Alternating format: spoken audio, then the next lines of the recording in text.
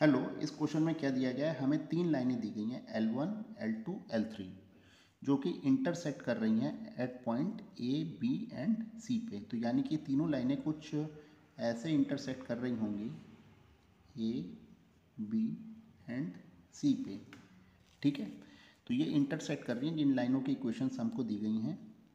ठीक, तो अब ये पता करना है कि एक पॉइंट P हमें ऐसा कहीं पता करना है जो इन तीनों लाइनों से इक्वल डिस्टेंस पे लाई कर रहा हूँ। ठीक है, और ऐसे पॉइंट P कितने हो सकते हैं जिसके चारों तरफ एक्स वाई प्लेन में, यानी कि इसी प्लेन के ऊपर, कि जो इनसे इक्वी डिस्टेंस बना रहे हो। ठीक है, तो इसको हमें पहले सॉल्व करने के लिए पहले तो हमें क्या करना होगा, इनके कोऑर्डिनेट्स पता करने पड़ेंगे ए बी सी के।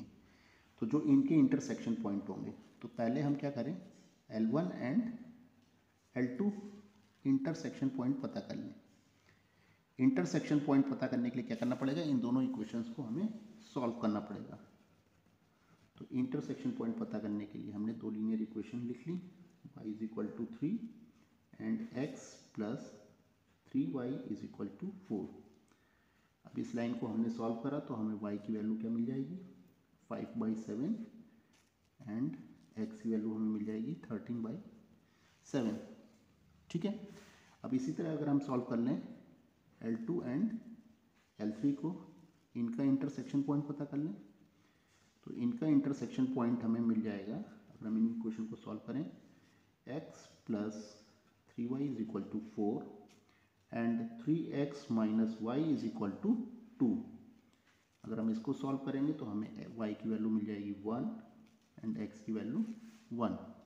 ठीक है, सेम एज इट इज़ अगर हम लोग पता कर लें L1 एंड L3 का भी इंटरसेक्शन पॉइंट पता कर लें, इंटरसेक्शन पॉइंट।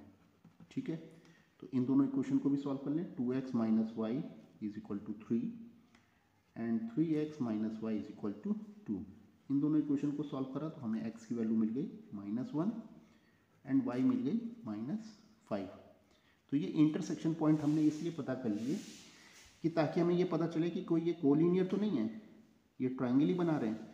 तो यहाँ पे ये तीनों इंटरसेक्शन पॉइंट अलग अलग आ रहे हैं, इसका मतलब ये कोलिनियर नहीं है, यानी कि ये क्या बना रहे होंगे, ये एक ट्रायंगल का फॉर्मेशन कर रहे हैं। ठीक है, ये एक ट्रायंगल का फॉर्मेशन कर रहे हैं ए बी सी।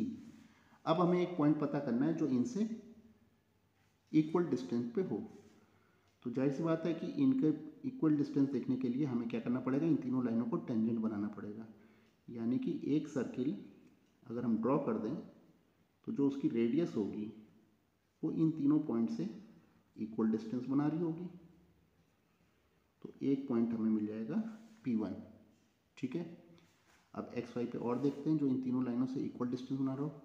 ये लाइन मेरी 1 है, ये 2 है, ये 3 है, यानी इनसे भी एक सर्किल पास हो सकता है। ठीक है, जो इन तीनों लाइनों को टच करता हो जाएगा। एक ये भी होगा पॉइंट P2, इससे भी 3 रेडियस बनेगी जो इन तीनों लाइनों से इक्वल डिस्टेंस बना रही होगी। ठीक है, तो एक हमें पॉइंट P2 मिल गया। सेम एज इट इज़ अब हम फिर इन तीनों लाइनों में देखें तो इन तीनों लाइनों में फिर हमें एक सर्किल मिल रहा होगा पॉइंट P3, जो फिर इनसे एक इक्वल डिस्टेंस बना रहा होगा तीनों लाइनों से, R3 R3 R3। 3 पॉइंट्स हमें मिल चुके हैं। ठीक है, और फिर एक इधर भी लाइन हमें दिख रही है, तीनों लाइन, फिर इन तीनों लाइनों को टच करता हुआ एक और हम एक सर्किल ड्रॉ कर सकते हैं। ठीक है, यानी कि P4 जो कि इन तीनों से फिर इक्वल डिस्टेंस बना रहा होगा, वो क्या होगा, R4 R4 R4। तो कितने पॉइंट हमें मिल गए, हमको मिल गया इस तरह से 4 पॉइंट्स। ठीक है, 4 पॉइंट्स ऐसे होंगे एक्स वाई प्लेन पे जो इनसे इक्वल डिस्टेंट बना रहे होंगे। ठीक,